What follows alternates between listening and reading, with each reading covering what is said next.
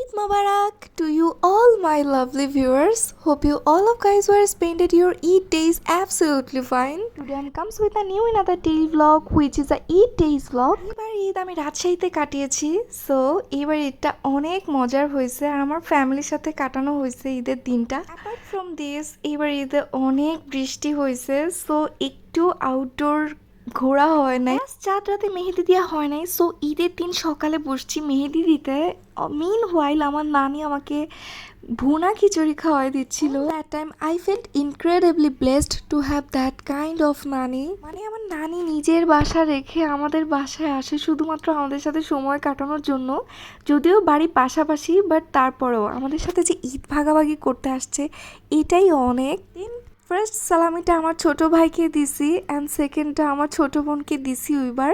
তো সালামি দেওয়া শেষে আমি আমার ফিটস রেডি করতেছিলাম। আর ঈদের জন্য এই সুন্দর ইয়াররিংসটা কিনছিলাম অ্যান্ড শুজ, তারপর হচ্ছে মেকআপ আইটেমস অ্যান্ড ব্যাঙ্গেলস সবগুলো রেডি করতেছিলাম ওয়ারের জন্য।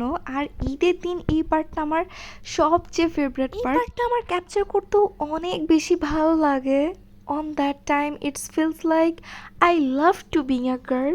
After that I have been peeled my all henna and it looks like that initially, but by the time it has been changed and turns into a deep as usual color. Then I did my makeover and it was totally worth of my time and my patience, and then I dressed up. Finally that would look like this. এই ড্রেসের নাম তোমরা অনেকেই জানতে চাইছো আমার কাছে। এই ড্রেসটার নাম হচ্ছে হুসনেরা গাউন। এটা basically Pakistani gown. So I were it and আমি এই ড্রেসটা অনেক পছন্দ করে কিনছিলাম।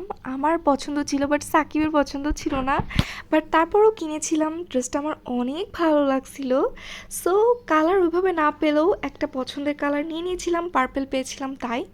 আর এর আগে আমার পার্পেল ড্রেস পরাই হয় নাই, পরলে পরা হয়েছে পার্পেলের কাছাকাছি আর অন্যান্য কালার, বাট এই একদম লাইট পার্পল কখনোই পরা হয় নাই। Few guys of you asked me why does I wear both side of nose pin. First reason হচ্ছে আমার এক সাইডে নোজে যেটা হচ্ছে পিয়ার্সিং করা, ওই নোজে হচ্ছে যেই ডায়মন্ডের নোজ পিনটা পরা ওইটা খুললে আর পরা যায় না, মানে নাকের এমন অবস্থা।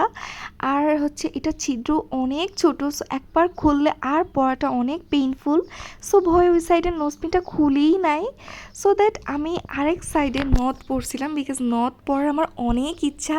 আর এই ধরনের হুসনেরা গাউনের সাথে এই নথগুলো অনেক সুন্দর যায় অ্যান্ড পাকিস্তানি অ্যাক্টররা এভাবেই পরে। সো ওদের থেকে ইন্সপায়ার হয়ে আমি জাস্ট নথটা অ্যাড করছি। Even though I inspire from my দাদিমা, মরহুম দাদিমা, যিনি হচ্ছে একসাথে 3টা নাকফুল পরতে পারতেন। আর আমার দাদিমার বাবার বাড়ি ছিল হচ্ছে নোয়াখালী আর উনি হচ্ছে নোয়াখালীর মেয়ে। So it's very common to wearing multiple nose pin on their way. নোয়াখালীর কাজিনসরা আবার আমাকে গালি দিও না, কাজ নোয়াখালীর মেয়েরা এখন অনেক মডার্ন। সো এখনও তো একটা নোজ পিনই পরতে পারে, আমি জানি না। আর ওই দিন সকাল থেকে সারাটা দিন এত বেশি ওয়েদারটা গ্লুমি ছিল, লিটারেলি সারাটা দিনই বৃষ্টি হয়েছে। আমরা আউটডোর ভিজিটও করতে পারি নাই। দেন লাঞ্চ করে নিলাম। ওই দিনের লাঞ্চে ছিল হচ্ছে পোলাও, মাটন আর তার সাথে হচ্ছে মুরগির মাংস। দেন এই তো আমার আম্মুকেও একটু আমাদের বাসার ইনডোরের মধ্যেই ছবি তুলে দিচ্ছিলাম অ্যান্ড আমার আম্মুকে অনেক সুন্দর লাগতেছিল মাশাল্লাহ। অ্যান্ড দেন আম্মু আমাকে অনেক অনেক পিকচার্স অ্যান্ড ভিডিও উঠাই দিছে যেগুলো অ্যাবসলিউটলি নাইস ছিল অ্যান্ড আমার অনেক বেশি পছন্দ হয়েছিল। সো অনেক অনেক থ্যাঙ্কস আমার আম্মুকেও ব্লগের মাধ্যমেও জানাই দিলাম। এবার ঈদে আউটডোর ভিজিট করতে পারতেছিলাম না দেখি একটু মন খারাপ ছিল, বাট কি আর করার, আমাদের ইনডোরেও ছবি তোলাও যাচ্ছিল ভালো মতোই, বাট আউটডোরের মতো অতটা বেশি অ্যাস্থেটিক আসতেছিল না বাই দ্য ওয়ে।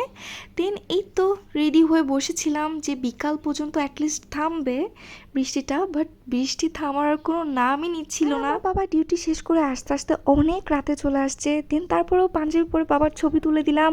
তারপরেই তো পেয়ে গেলাম ওই দিনের ঈদের সালামি, আর এই দিন আমি এইটুকুই সালামি পাইছিলাম। Thanks for watching guys.